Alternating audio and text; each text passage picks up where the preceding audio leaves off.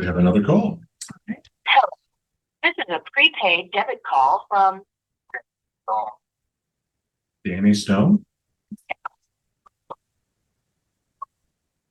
To accept this call for subject to monitoring and may be recorded. Your call will now be protected.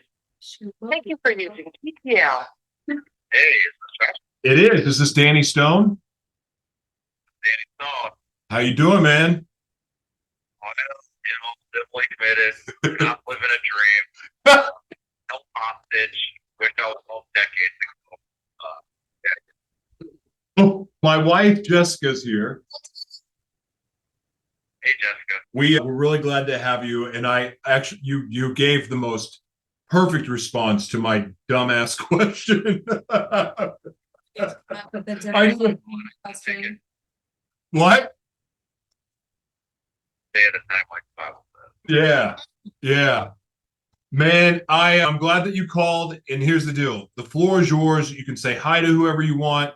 You can share anything that you feel led to share, anything you want the world to know.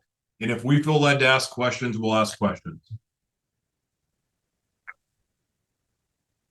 All right. My name is Danny Stone. I'm a resident of Voiceless, Minnesota, MSOP. I wasn't a born citizen of Minnesota. I'm actually from Fort Wayne. But my commitment started in 2005. I did 89 days on a technical violation of prison when I was 20 years old. They picked me up when I was 19. February 1st, I got to prison on my birthday, February 28th. And they had an ECR hearing. I had no idea what that was. And they gave me a level 3. I didn't even have a level. I didn't go in for a reoffense or nothing like that. And and then I go to get out. My girlfriend Ashley comes to pick me up. Had all that approved beforehand. And here's the county sheriff. It's hard down. They're going to pick me up for a whole year. I got this. And so I ended up calling my deal. He said that they had some sort of petition thing for commitment. I was like, what the F? And so we get down there, and the lawyer that I was given said he didn't do anything for 5 minutes. He didn't even say nothing. He didn't contest it. He didn't object or nothing. I got screwed. And so I get transferred to St. Peter and go through the whole process. Well, I beat the commitment. Long story short of it, I beat the commitment. I got dismissed. There wasn't enough evidence to say that I was a pedophile or a serial rapist or any of those things. Doctors even testified I wasn't a pedophile and all those things, that I wasn't a pattern offender or whatever.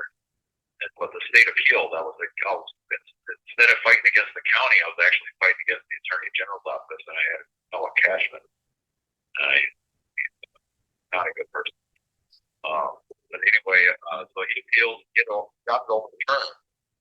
And I think the Attorney General actually made threats towards my PO or made a deal or whatever because I got violated basically because I couldn't provide a place to stay. So they just had me at rich level 3. It makes it hard to find places to stay. So my PO, my HRU hearing, it was kind of a deal. It wasn't like a 60-day debt violation. It was kind of a deal where they said I had to go back for 60 days or whatever when I beat the commitment. But they said that if I found an address and provided an address, I could get out. So the Attorney General appealed. On the 58th day, actually on the 51st day, he denied 180 in Minneapolis, a halfway house. And then on the 58th day, when Noah Cashman finally submitted his appeal, all of a sudden I was in Rush City Prison at the time. And all of a sudden now I could stay at 180. And my case manager out there at Rush City, she cussed out my appeal for quite a while. Yeah, I basically got screwed. So anyway, appellate court overturned my commitment, and they used offenses from when I was, 12 years old, 16 years old. And then a handful, there's like 2 or 3 uncharged offenses. But it wasn't really offenses, of uncharged situations, I guess, right? That didn't amount to any sort of, there was no evidence of anything really.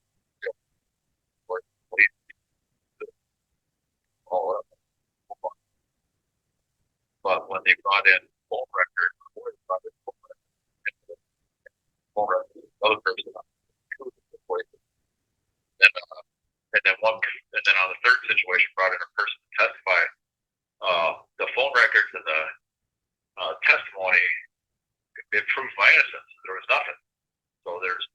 allegations from the Attorney General because these situations were somehow the police reports that I didn't know about from the trial that it was behavior towards young girls, but when in fact, like the phone calls never happened. My cell phone records proved that, and the other person's record proved that I'd never called them. So that ended up being a lie. And then the situation with the person she was a friend of mine actually when I was in high school. I couldn't even hang out with my own friend without parental supervision. And I knew I had to hang out with her parents or whatever. Well, her mom and dad were divorced, so they weren't even living in the house. Her mom was one of my godmother. And we were in like, vision of her mom or whatever, we spent time together after I got out of jail way back in May of 2004. But kicked us out of the house. It was like kids go have fun and they just about stuff and but we went out and just whatever, and then I can help mom give permission, whatever. I didn't really think about it, And we took off and we go hang out. Well, it's fun to go to her dad. So we support and the dad had a big deal about it, and that ended up getting violated on it, a lot of violations back in court. So I did a little couple months in jail for that. They used that situation against me. Well, they brought her in to testify, and testified that nothing sexual happened. I didn't force myself on her, nothing.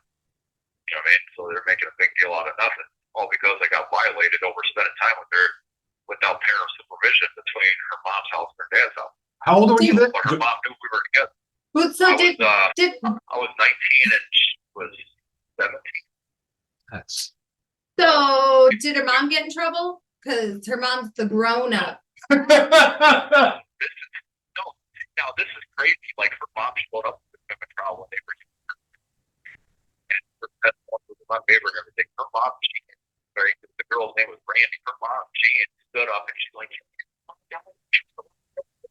right because my lawyer's secretary was right behind us and explained it to her, and she like German and something else. I mean, got a quick temper, and it was just nuts. But I don't know. Her testimony supported me not being sexually dangerous. I didn't force her to do anything.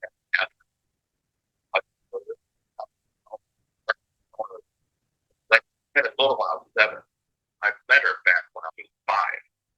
You know what I mean? Yeah. So we weren't exactly the same age, but we were close. So I was hooking when I was 16. I was hooking up with 22-year-olds. It's that I lost my virginity on purpose. I was 14. She was 21. Like I'm the one that seduced her. And I know that sounds screwed up, but like you shouldn't though. I was over sexualized at that point and I knew too much about it. But like my dad knew and didn't say anything. I think he was probably proud of me as how screwed up it is. This whole situation screwed up. Like your situation screwed up, but these age gaps are so weird. Like even 13 to 16. Like how do you I don't know. I don't know what the right thing is, but this sounds like BS to me. You're not like you're lying. Your situation is BS. Wow. Yeah, it's crazy.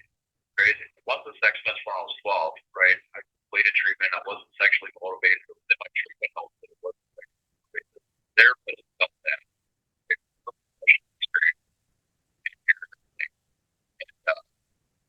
And it wasn't, I mean, I completed treatment, I wrote apology letters, did verbal apologies. I mean, I hated stuff for it, I did all kinds of stuff to get out about that.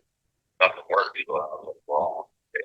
But like this is going on, it'll help it go on a lot.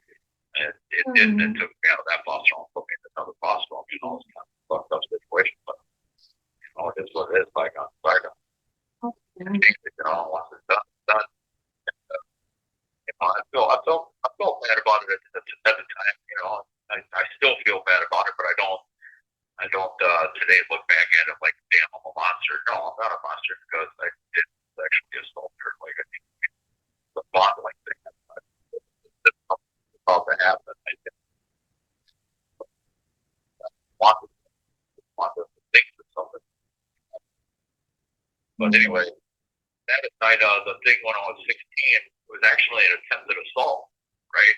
And they tried to say that I had a weapon. They didn't, right?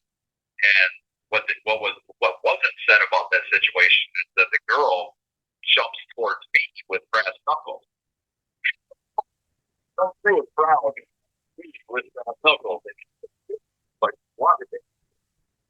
And when my phone rang,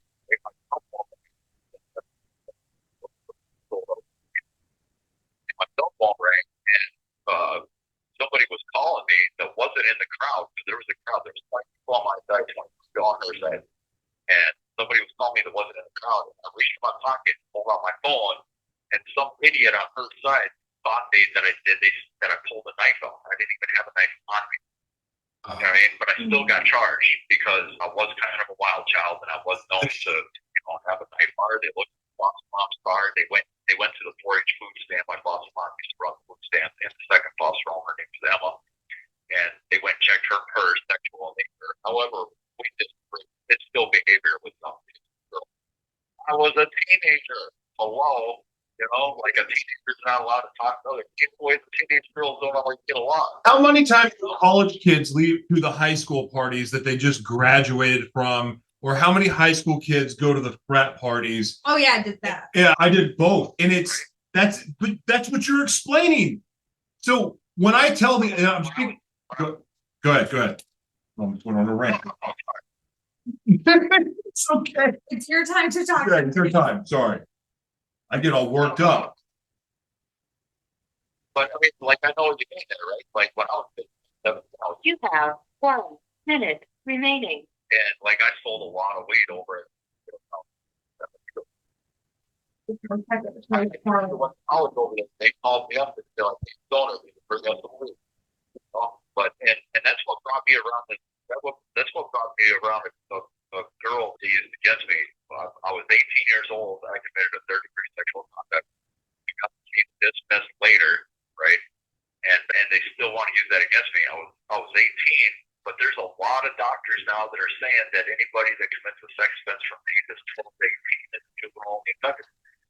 In that case, it's dismissed. I've been exonerated of the charges. The charges aren't even on my record, but for committed offense past the age of 18, ever. I was a senior in high school, even. Like, I was still in high school. You know what I mean? So, Wow.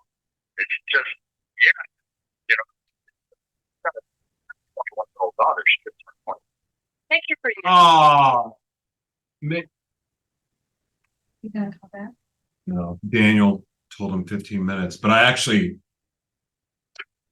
We barely got. I want to do like an hour-long interview with him because we just now all of a sudden got to all the crazy stuff.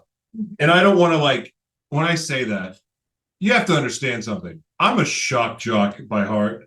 So I love wild conversations. So I'm almost forgetting that he's locked up in a shadow prison and all of like my instincts started to kick in. I'm like, well, now we're getting in a conversation here. Forgetting about what's going on. But that sucks. Yeah. That's another. You shouldn't be there. Kids are kids. And in my opinion, it's the responsibility of the adults to watch, teach, and observe the children until they are adults, or even maybe after if they haven't gotten it. I am like, he's funny too. I see him, if he gets out, I would love to work with him and teach him how to broadcast and podcast, because there's got to be, because I want to also, like, I think he's probably also doing the work, and I don't think he wants to stab people still, but I don't know.